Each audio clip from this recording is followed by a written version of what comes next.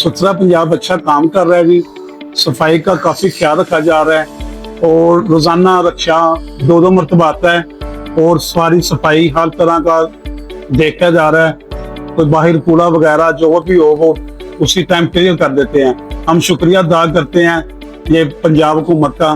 पकड़ है और मैं बहुत खुश हूँ कि सुथरा पंजाब रोज हमारे घर की सफाई करता है, मोहल्ला भी हमारा साफ रहता है, रोज कूड़े वाली गाड़ी आके घर कूड़ा भी देती है, माहौल बहुत साफ है। हम बहुत शुक्रिया अदा करते हैं। अरे ये बहुत अच्छा काम कर रहे हैं, सफाई का डेली आकर कचरा उठा कर लेके जाते हैं। पूरी इनका जो है ना रोया भी अब हमारे साथ बहुत अच्छा है, जैसे हम कहते हैं वैसे ही करते हैं। बहुत अच्छा ये काम कर रहे हैं। क्या हाल चाल है? ठीक ठाक है। रोजाना रक्षा आता है, कूड़ा उठा के ले जाता है, साफ सुथरी माहौल है और साफ सुथरा सफाई है।